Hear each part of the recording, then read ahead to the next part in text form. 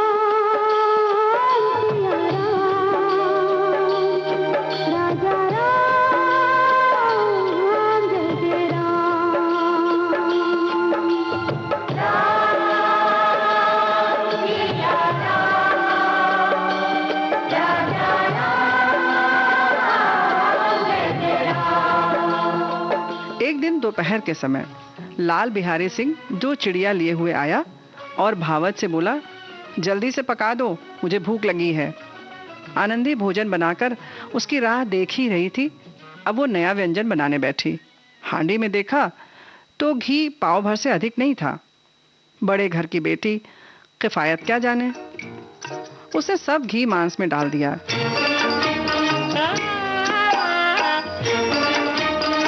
लाल बिहारी खाना खाने बैठा तो दाल में घी न था।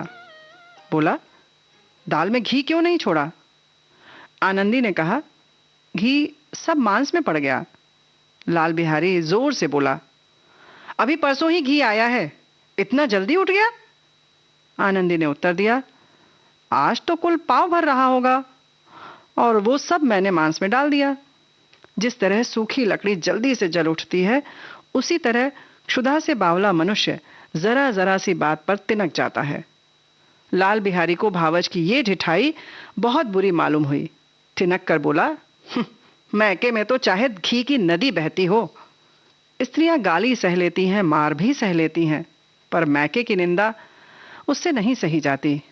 आनंदी मुंह फेर कर बैठ गई और बोली, हाथी मरा भी तो 9 लाख का, वहां तो इतना घी नित्य काम करने वाले ही खा जाते हैं। लाल बिहारी जल गया, थाली उठाकर पटक दी और बोला, जी चाहता है जी पकड़कर खींच लूं। आनंदी को भी क्रोध आ गया, मुंह लाल हो गया। बोली, वो होते तो आज इसका मजा चखाते आपको। अब उस बौखलाए लाल बिहारी से न रहा गया। उसकी स्त्री एक साधारण जमींदार की बेटी थी। जब जी चाहता उस पर हाथ साफ कर लिया करता था। खड़ाऊ उठाकर आनंदी की ओर जोर से फेंकी और बोला, जिसके गुमान पर फूली हुई हो उसे भी देखूंगा और तुम्हें भी। आनंदी ने हाथ से खड़ाऊ रोकी, सिर बच गया, पर उंगली में बड़ी चोट आई। क्रोध के मारे हवा से हिलते पत्ते की भांति कांपती हुई अपने कमरे में आकर खड़ी हो गई। स्त्री का बल और साहस, मान और मर्यादा पति तक है। उसे अपने पति के ही बल और पुरुषत्व का घमंड होता है। आनंदी खून का घूंट पीकर रह गई। श्रीकंठ शनिवार को घर आया करते थे। बृहस्पतिवार को यह घटना हुई थी। 2 दिन तक आनंदी कोप भवन में रही, न कुछ खाया न पिया, उसकी बाट देखती रही।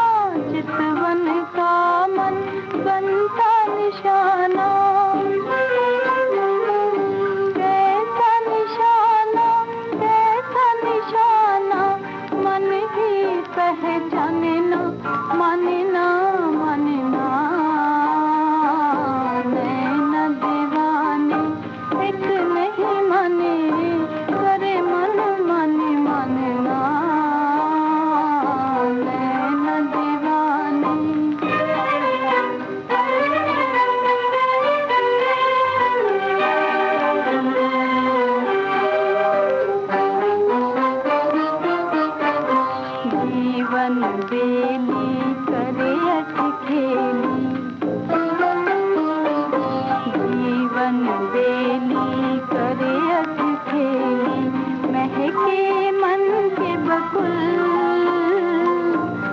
कि फूल फूले झूला झूले चहके बन बुलबुल महके मन के बुलबुल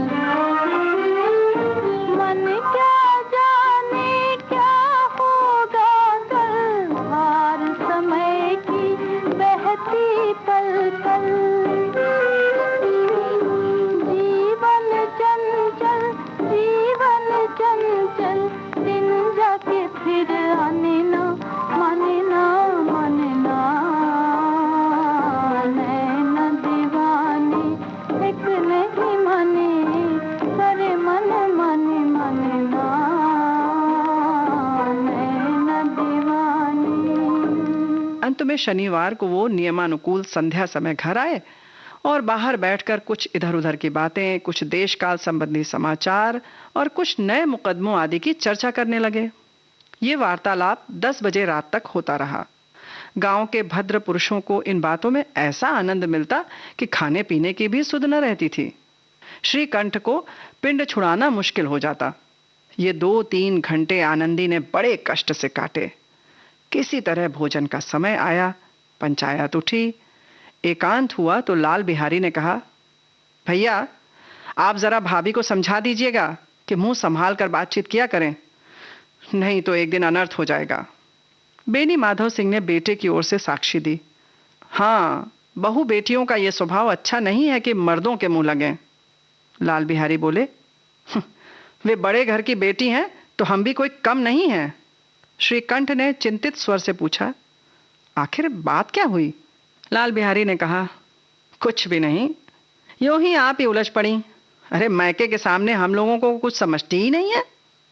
श्रीकंठ खा पीकर आनंदी के पास गए और वो भरी बैठी थी। ये हजरत भी कुछ तीखे थे। आनंदी ने पूछा, चित्त तो प्रसन्न है? श्रीकंठ बोले, बहुत प्रसन्न है, पर तुमने आजकल घर में ये क्या उपद्रव मचा रखा है? आनंदी की त्योरियों पर बल पड़ गए। झुंझलाहट के मारे बदन में ज्वाला सी दहक उठी। बोली, जिसने तुमसे ये आग लगाई है उसे पाऊं तो मुंह झुलस दूं। श्रीकंठ बोले, इतनी गर्म क्यों होती हो? अरे बात तो कहो। आनंदी ने कहा, क्या कहूं, ये मेरे भाग्य का फेर है, नहीं तो ये गंवार छोकरा जिसको कुछ करने का शऊर नहीं मुझे खड़ाऊ से मारकर यूं ना अकड़ता। श्रीकंठ ने कहा, सब हाल साफ साफ कहो तो मालूम हो, अब मुझे तो कुछ पता ही नहीं है। आनंदी बताने लगी, परसों तुम्हारे लाडले भाई ने मुझसे मांस पकाने को कहा। अब घी हांडी में पाव भर से अधिक न था, वो सब मैंने मांस में डाल दिया।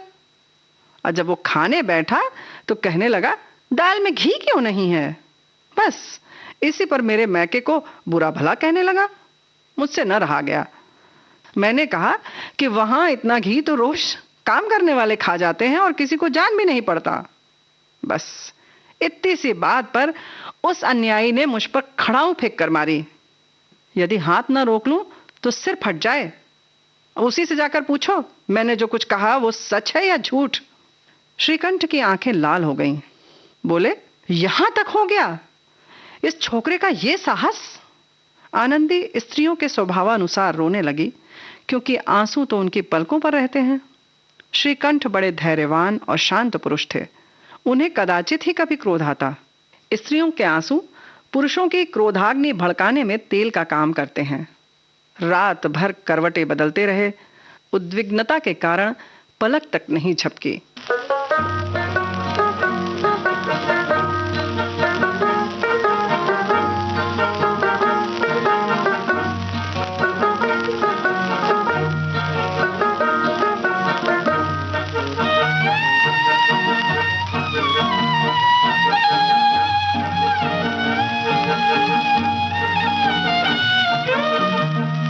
दुनिया में मेरी आज अंधेरा ही अंधेरा, अंधेरा ही अंधेरा। भगवान कहाँ है मेरी किस्मत का सवेरा, किस्मत का सवेरा। दुनिया में मेरी आज अंधेरा ही अंधेरा, अंधेरा ही अंधेरा।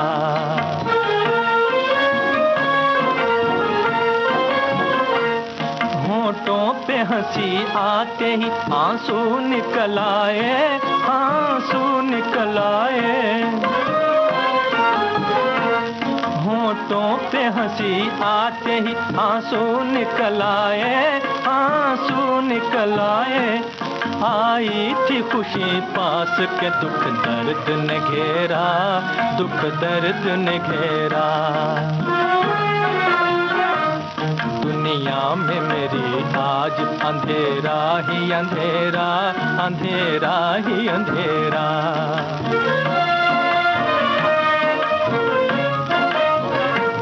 रो रो के गले मिलने लगी याद तुम्हारी, याद तुम्हारी। रो रो के गले मिलने लगी याद तुम्हारी, याद तुम्हारी। अब तक भी तेरी याद से क्यों प्यार है मेरा, क्यों प्यार है मेरा। दुनिया में मेरी आज अंधेरा ही अंधेरा, अंधेरा ही अंधेरा।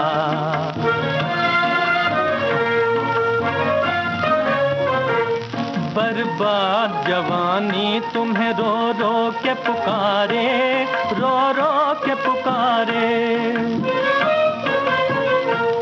बर्बाद जवानी तुम्हें रो रो के पुकारे, रो रो के पुकारे। खुशियों का जमाना कोई रो रो के गुजारे। आ देख तेरे इश्क में क्या हाल है मेरा, क्या हाल है मेरा। दुनिया में मेरी आज अंधेरा ही अंधेरा, अंधेरा ही अंधेरा। भगवान कहाँ है मेरी किस्मत का सवेरा, किस्मत का सवेरा। प्रातःकाल अपने बाप के पास जाकर बोले, दादा अब इस घर में मेरा निबाह न होगा। इस तरह की विद्रोही पूर्ण बातें कहने पर श्रीकंठ ने कितनी ही बार अपने कई मित्रों को आड़े हाथों लिया था, परंतु दुर्भाग्य आज उन्हें खुद वही बातें अपने मुंह से कहनी पड़ी। दूसरों को उपदेश देना भी कितना सरल है, कितना सहज है। बेनी माधव सिंह घबरा उठे और बोले, क्यों? श्रीकंठ ने कहा, इसलिए कि मुझे भी अपनी मान प्रतिष्ठा का कुछ विचार है। आपके घर में अब अन्याय और हठ का प्रकोप हो रहा है। जिनको बड़ों का आदर करना चाहिए वे उनके सिर चढ़ते हैं। मैं दूसरे का नौकर ठहरा घर पर रहता नहीं। यहाँ मेरे पीछे स्त्रियों पर खड़ाऊं और जूतों की बौछारें होती हैं। कड़ी बात तक चिंता नहीं, कोई एक की दो कह ले वहां तक मैं सह सकता हूं, किंतु ये कदापि नहीं हो सकता कि मेरे ऊपर लात घूंसे पड़े और मैं दम न मारूं। बेनी माधव सिंह कुछ जवाब न दे सके। श्रीकंठ सदैव उनका आदर करते थे। उनके ऐसे तेवर देखकर बेनी माधव अवाक रह गए। केवल इतना ही बोले, बेटा तुम बुद्धिमान होकर ऐसी बातें करते हो। स्त्रियां इस तरह घर का नाश कर देती हैं, उनको बहुत सिर चढ़ाना अच्छा नहीं है। श्रीकंठ ने कहा, इतना मैं जानता हूं, आपके आशीर्वाद से ऐसा मूर्ख नहीं हूं। आप स्वयं जानते हैं कि मेरे ही समझाने बुझाने से इसी गांव में कई घर संभल गए, पर जिस स्त्री की मान प्रतिष्ठा का ईश्वर के दरबार में उत्तरदाता हूं, उसके प्रति ऐसा घोर अन्याय और पशुवत व्यवहार मुझे असह्य है। आप सच मानिए, मेरे लिए यही कुछ कम नहीं कि लाल बिहारी को कुछ दंड नहीं देता। अब बेनी माधव सिंह भी गरमाए, ऐसी बातें और न सुन सके और बोले, लाल बिहारी तुम्हारा भाई है, उससे जब कभी भूल चूक हो उसके कान पकड़ो। लेकिन श्रीकंठ बोल पड़े, लाल बिहारी को मैं अब अपना भाई नहीं समझता। बेनी माधव सिंह ने कहा, स्त्री के पीछे? श्रीकंठ ने कहा, जी नहीं, उसकी क्रूरता और अविवेक के कारण। दोनों कुछ देर चुप रहे। ठाकुर साहब लड़के का क्रोध शांत करना चाहते थे, लेकिन ये नहीं स्वीकार करना चाहते थे कि लाल बिहारी ने कोई अनुचित काम किया है। गजब तोरी दुनिया,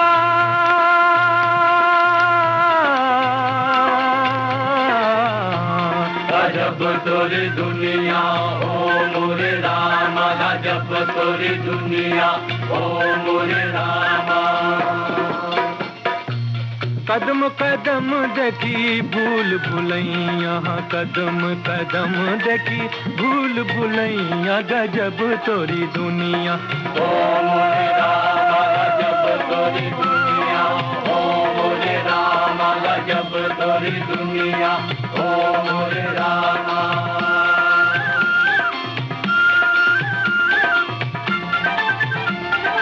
कोई कहे जग झूठा सपना पानी की बुलबुलिया हो, पानी की बुलबुलिया। हर किताब में अलग अलग है इस दुनिया की हुलिया हो, इस दुनिया की हुलिया।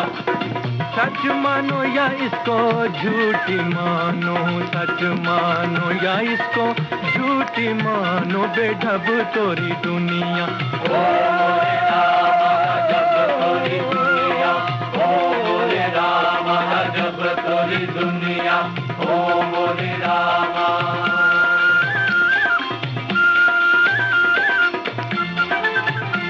हे पर्वत काटे सागर पाटे, महल बनाए हमने हो, महल बनाए हमने।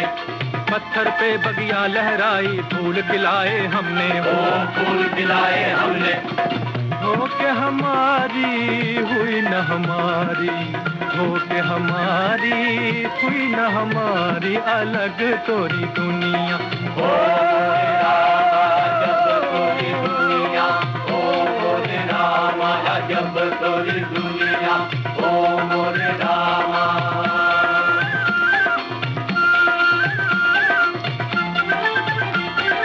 दया धर्म सब कुछ बिकता है, लोग लगावे बोली हो, लोग लगाए बोली।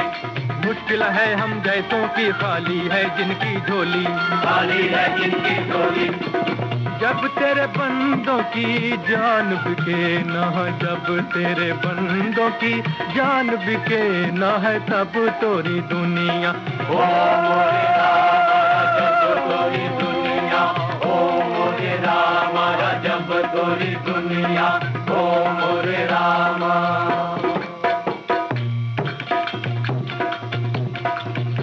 गजब तोरी दुनिया ओ मोरे रामा, गजब तोरी दुनिया ओ मोरे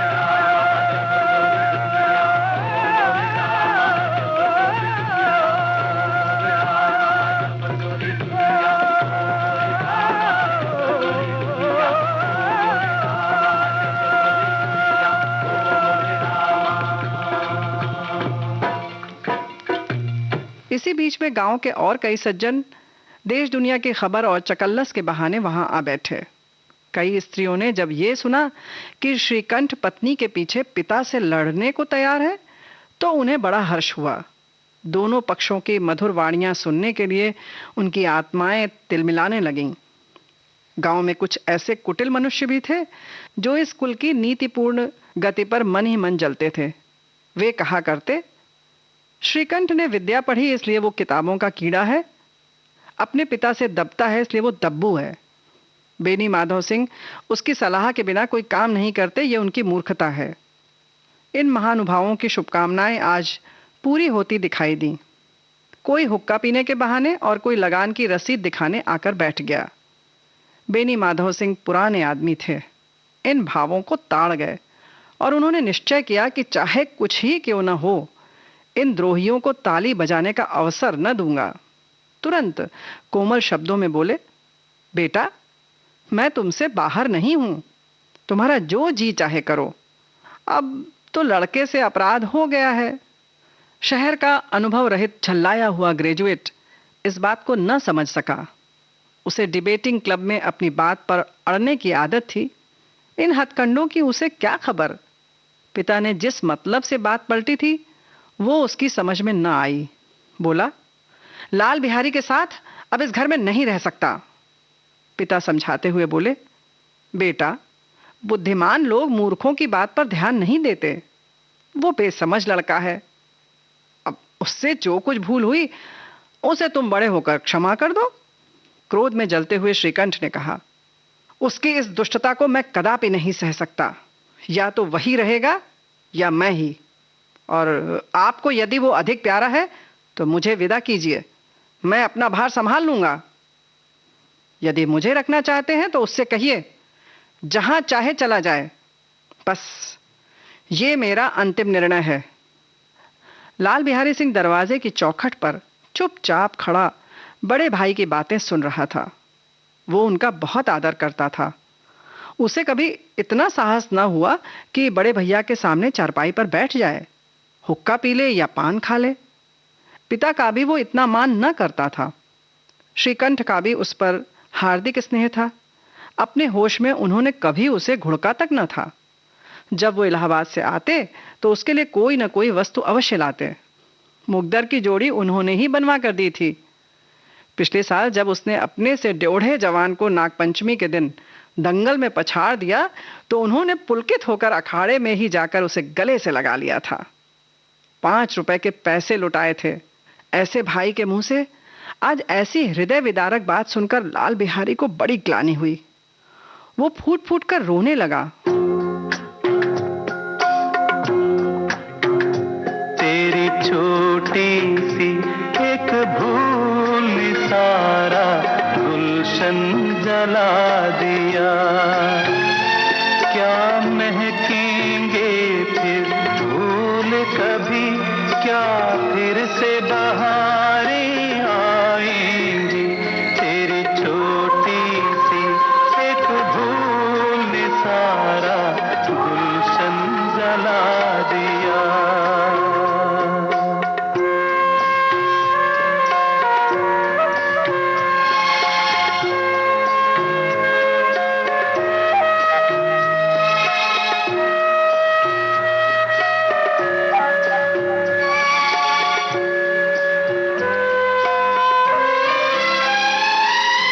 जाने कहाँ की रीत है ये, कोई करे और कोई भरे।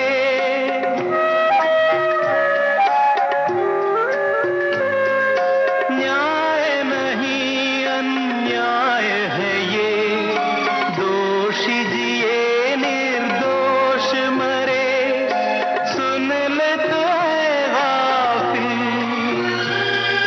तुझसे कहे तेरा दिल। तेरी छोटी सी एक भूल ने सारा गुलशन जला दिया, गुलशन जला दिया।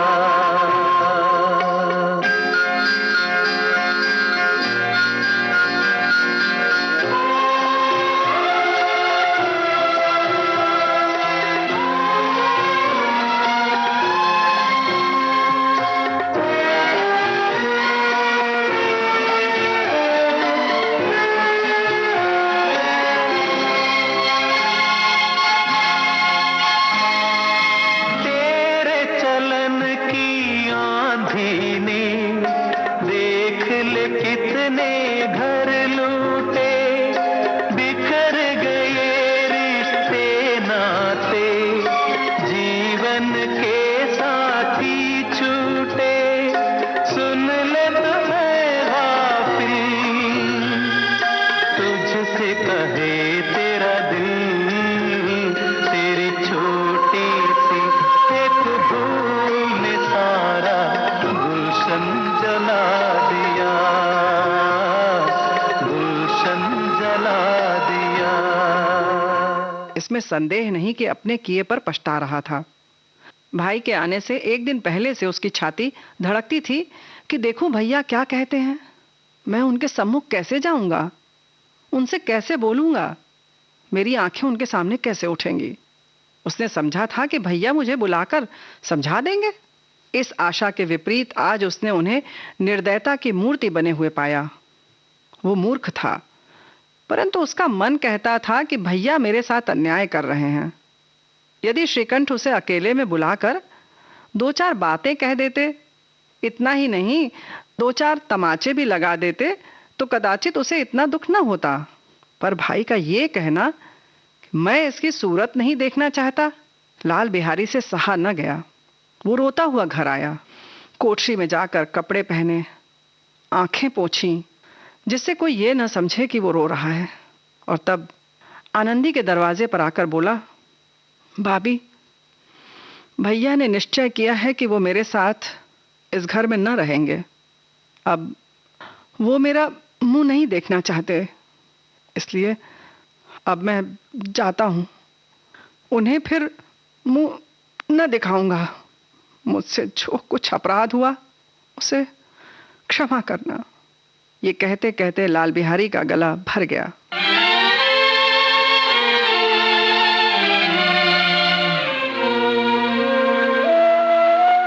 दुखी मन मेरे सुन मेरा कहना, जहाँ नहीं चैना वहाँ नहीं रहना।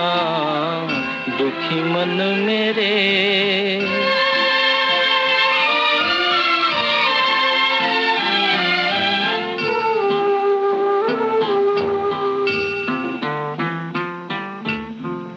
दर्द हमारा कोई न जाने, अपनी गरज के सब हैं दीवाने। किसके आगे रोना रोए, देश पराया लोग बेगाने। दुखी मन मेरे सुन मेरा कहना, जहाँ नहीं चैना वहाँ नहीं रहना। दुखी मन मेरे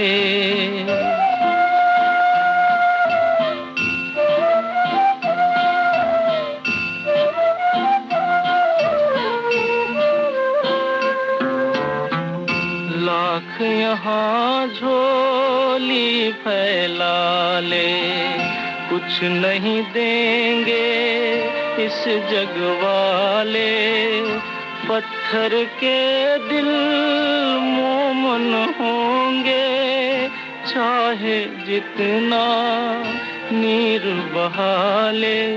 दुखी मन मेरे सुन मेरा कहना, जहाँ नहीं चैना वहाँ नहीं रहना। दुखी मन मेरे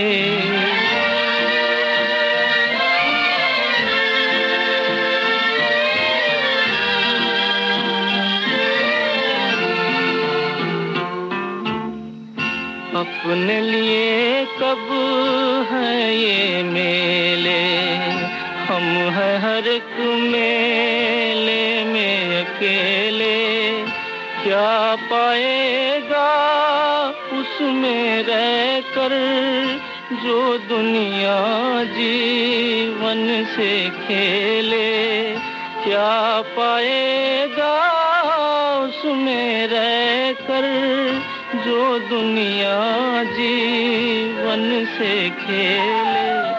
दुखी मन मेरे सुन मेरा कहना, जहाँ नहीं चैना वहाँ नहीं रहना। दुखी मन मेरे। जिस दिन लाल बिहारी सिंह सिर झुकाए आनंदी के द्वार पर खड़ा था, उसी समय श्रीकंठ सिंह भी आंखें लाल किए बाहर से आए।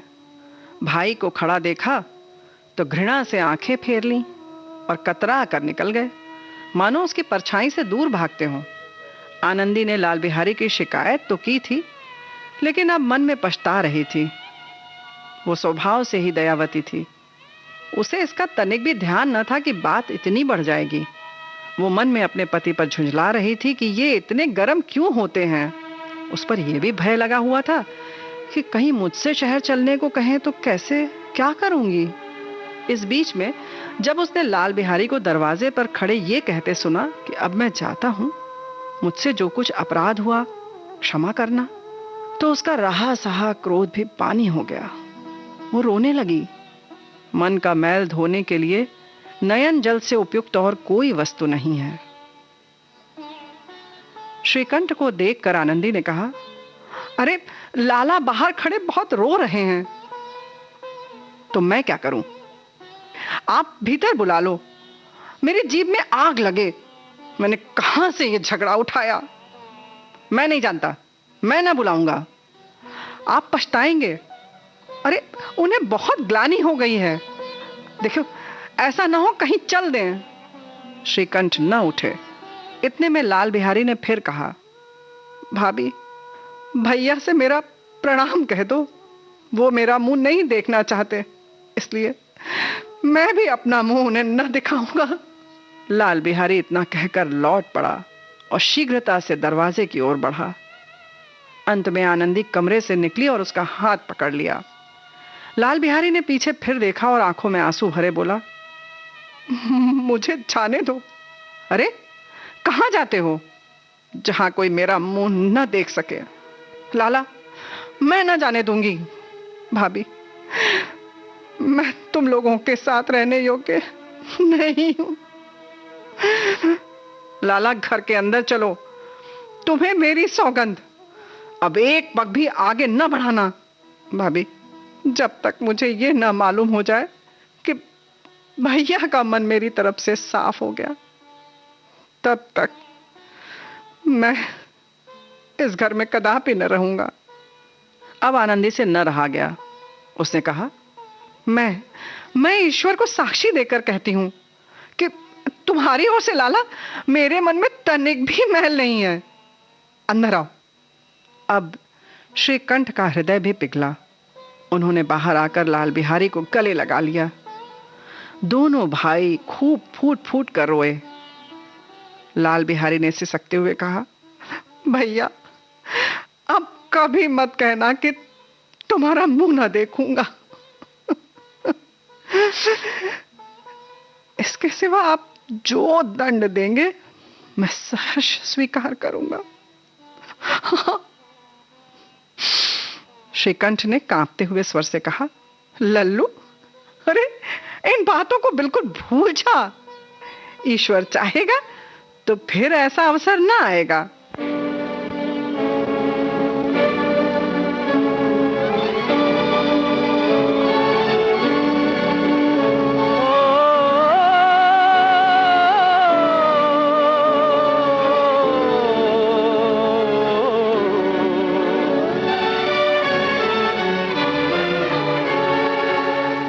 अपना है फिर भी अपना, बढ़कर गले लगा ले। अच्छा है या बुरा है, अपना उसे बना ले। अपना है फिर भी अपना।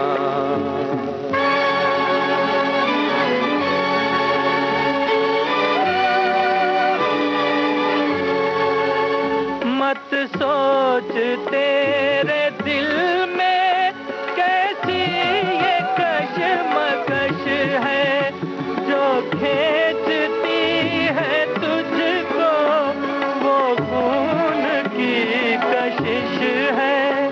पर्दा पड़ा हुआ है जो दरमियाँ उठा ले। अपना है फिर भी अपना, बढ़कर गले लगा ले। अच्छा है या बुरा है, अपना उसे बना ले।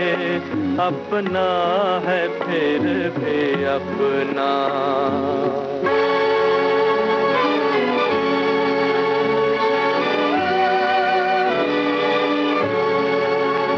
चुप है ज़बान फिर भी अपना लहू पुकारे। तुम एक आसमां के टूटे हुए हो तारे। नजरें तो मिल गई हैं, दिल से भी दिल मिला ले। अपना है फिर भी अपना, बढ़कर गले लगा ले। अच्छा है या बुरा है, अपना उसे बना ले। अपना है फिर भी अपना। बड़े घर की बेटी। अभी आप सुन रहे थे प्रेमचंद की लिखी ये कहानी। वाचन स्वर था रेणु चतुर्वेदी का। इस कार्यक्रम में संपादन आकांक्षा सिंह का। इस कार्यक्रम के प्रस्तुतकर्ता रमेश गोखले।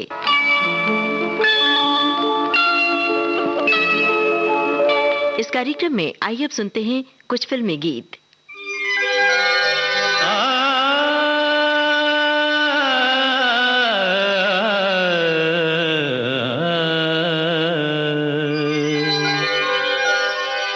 जिंदगी को संवारना होगा, दिल में सूरज उतारना होगा, दिल में सूरज उतारना होगा।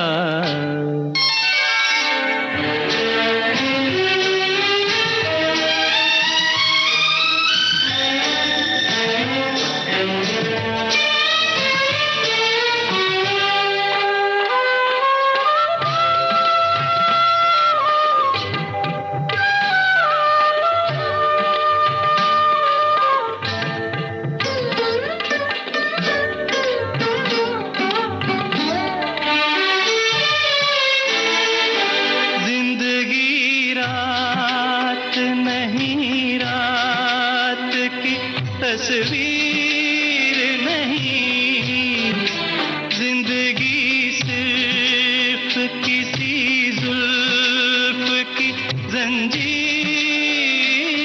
नहीं, जिंदगी बस कोई बिगड़ी कोई तकदीर नहीं,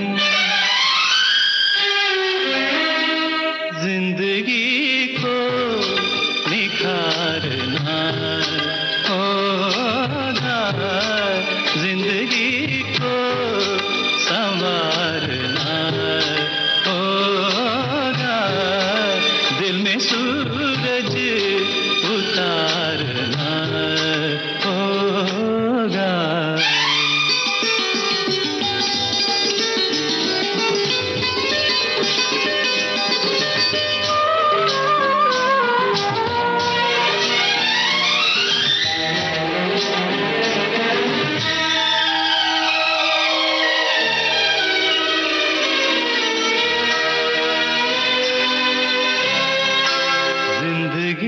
धूप नहीं साये दीवार भी है, जिंदगी दार नहीं, जिंदगी दिलदार भी है, जिंदगी प्यार भी है, प्यार का इकरार भी है, जिंदगी को उखाड़ना होगा, जिंदगी को संवारना होगा, दिल में सूरज उतारना होगा।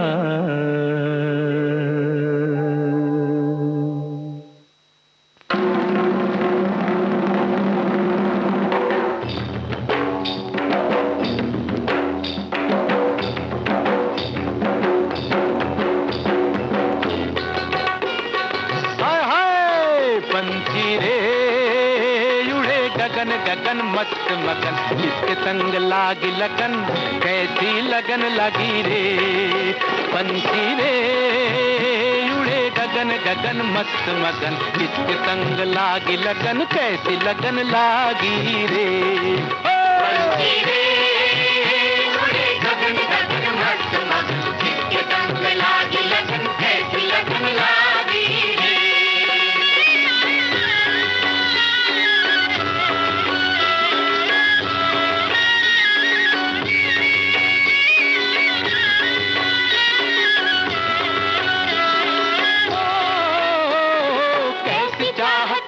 तुझे हवा लगी है, तुझे हवा लगी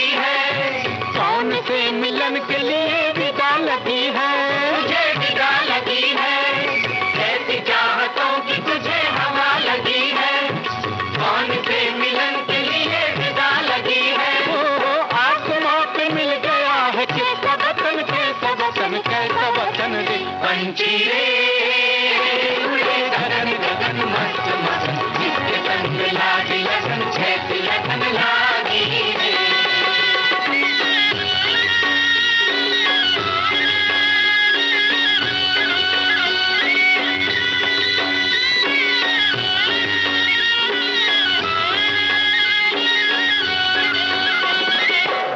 घाट बूंद चुने चुने उड़ जाए, घाट घाट बूंद चुने चुने उड़ जाए, प्यासी माटियों पे कहीं जाए बरसाए, प्यासी माटियों पे कहीं जाए बरसाए, किसके काम जाएगा रे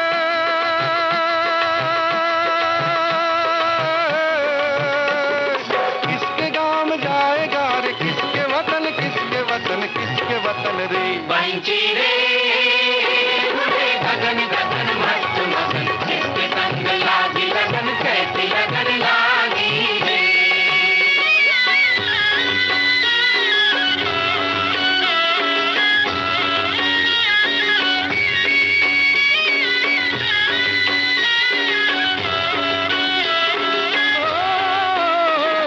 चांद सी परी के देश में भी जाइयो, सोने वाली बालियों के दाम लाइयो,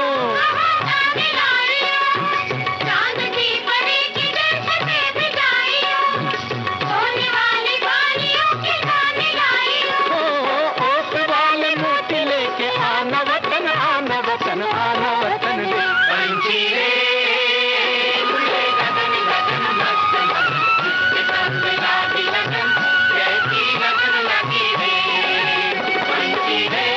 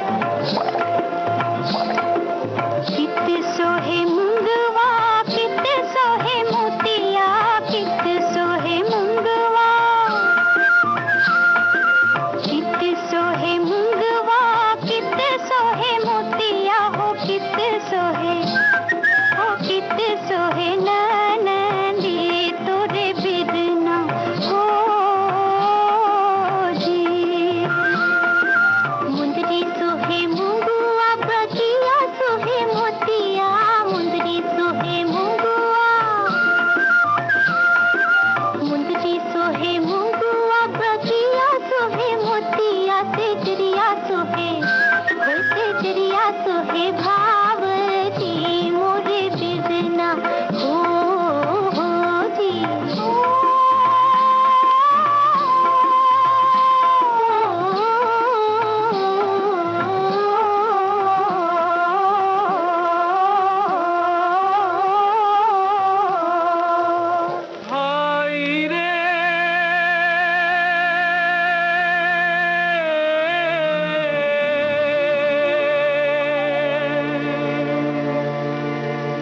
गंगा और जमुना की तू गहरी है धार,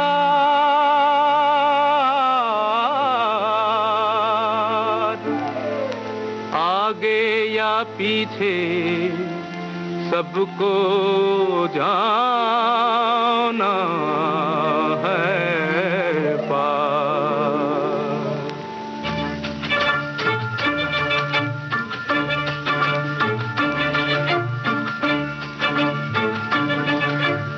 धरती कहे पुकार के, बीज बिछा ले प्यार के, मौसम बीता जाए, मौसम बीता जाए, मौसम बीता जाए, मौसम बीता जाए, मौसम बीता जाए, मौसम बीता जाए।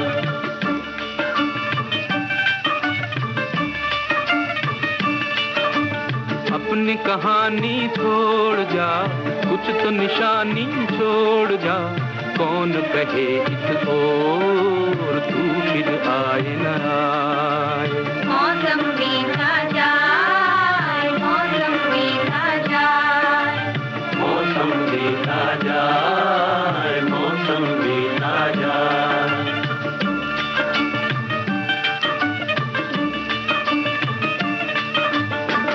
तेरी राह में कलियों में नैना बिछाए, डाली डाली कोयल काली तेरे गीत गाए, तेरे गीत गाए। अपनी कहानी छोड़ जा, कुछ तो निशानी छोड़ जा, कौन कहे तो तू फिर आए ना आए। मौसम बीता जाए, मौसम बीता जाए,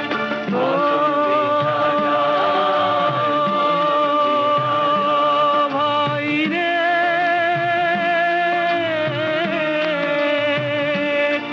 नीला अंबर मुस्काए, हर सांस तराने गाए, हाय तेरा दिल क्यों मुरझाए।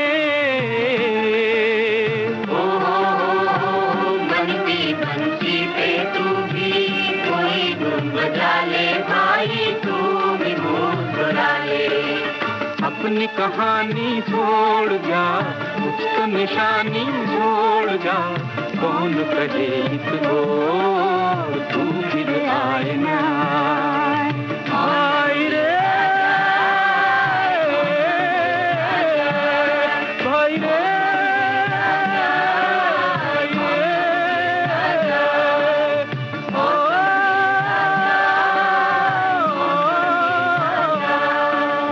इस गीत के साथ ही आज का ये कार्यक्रम समाप्त होता है।